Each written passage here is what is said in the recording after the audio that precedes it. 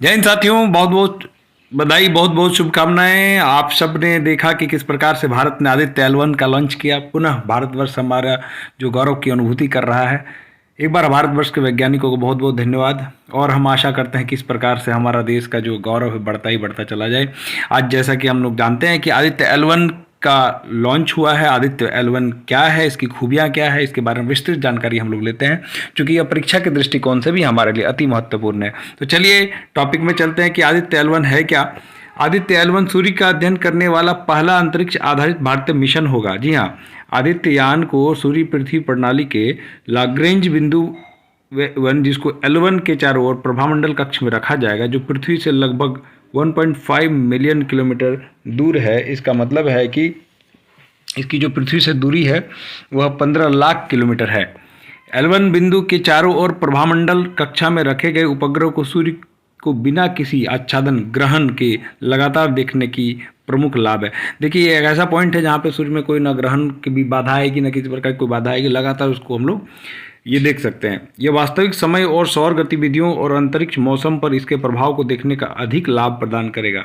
अंतरिक्ष यान वैद्युत चुंबकीय और कण और चुंबकीय क्षेत्र संसूचकों के उपयोग कर फोटोस्फीयर, क्रोमोस्फीयर और सूर्य के सबसे बाहरी परतों कोरोना का निरीक्षण करने के लिए 7 नीत भार ले जाएगा। जी हाँ, नीत भार का मतलब होता है पेलोड्स, ध्यान रखिएगा, नीत भार का मतलब पेलोड्स होता है। विशेष सहूलियत बिंदु L1 का उपयोग करते हुए 4 नीतभार सीधे सूर्य की ओर देखते हैं और शेष 3 नीतभार लॉन्ग्रेंज बिंदु L1 पर कणों और क्षेत्रों पर यथावस्थिति अध्ययन करते हैं। इस प्रकार अंतर्ग्रहीय माध्यम में सौर गतिक के प्रसार प्रभाव का महत्वपूर्ण वैज्ञानिक अध्ययन प्रदान करते हैं। देखिए कितना डिटेल्स में बताया गया है, जरा देखते हैं कि आदित्य L1 जो है, इसका जो पेलोड है, इसके सूट से कोरोनल तापन, coronal mass injection, pre player और फ्लेयर गतिविधियों और उसकी विशेषताओं, अंतरिक्ष मौसम की गतिशीलता, कण और क्षेत्रों का प्रसार आदि की समस्या को समझने के लिए सबसे महत्वपूर्ण जानकारी प्रदान करने की उम्मीद है। जरा देखिए इसका उद्देश्य क्या क्या है। ये उद्देश्य भी जानना होगा, क्योंकि आपको एग्जामिनेशन में इसके उद्देश्य पूछे जाएंगे। उद्देश्य के बारे में जानकारी होना बहुत ज़रूरी है कि उद्देश्य इसके क्या क्या उद्देश्य है।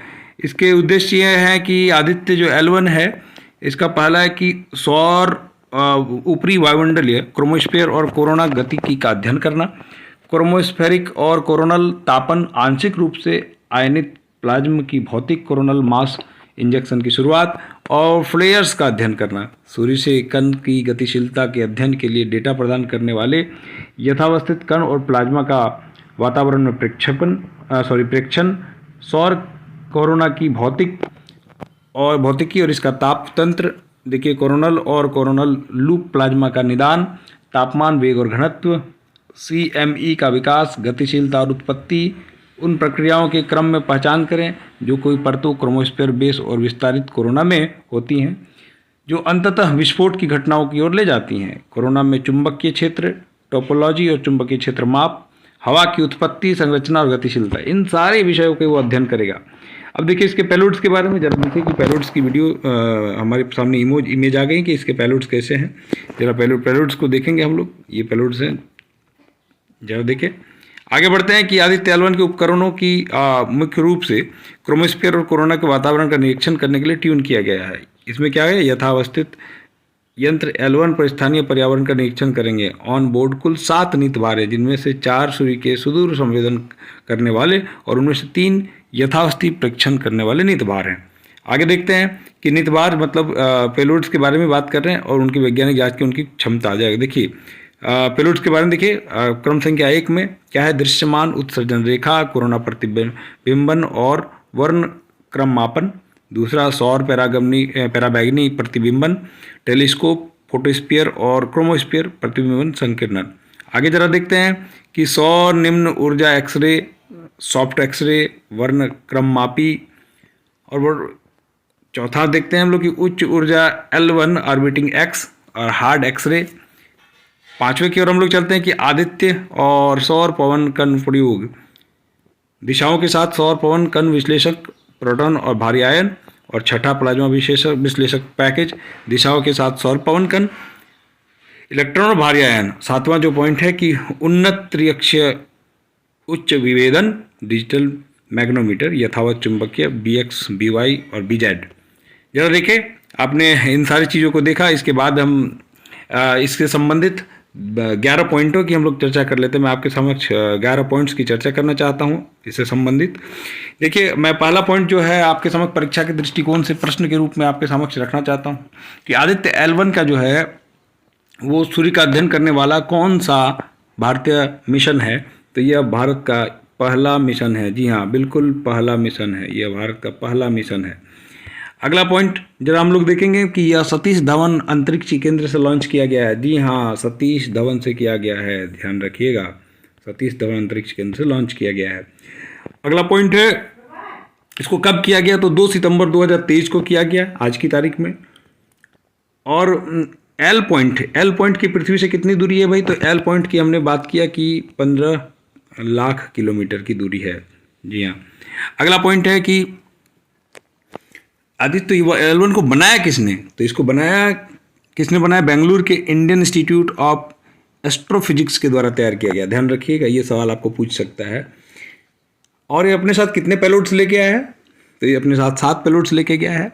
ठीक है। अब ये बड़ा महत्वपूर्ण है कि L1 पॉइंट तक पहुंचने में इसको कितना समय लगेगा, तो 4 मंथ्स का समय लगेगा। L1 पर पहुंचने 4 मंथ्स का समय लगेगा। अब एक चीज़ और समझिए कि वहाँ पहुँचने के बाद ये कितने दिन रहेगा, तो यह लगभग 5 साल के आसपास, 5 ईयर्स के आसपास रहकर वहाँ पे अध्ययन करेगा। इसका वजन कितना है, ये इंपॉर्टेंट है। तो इसका वजन है 1472 kg।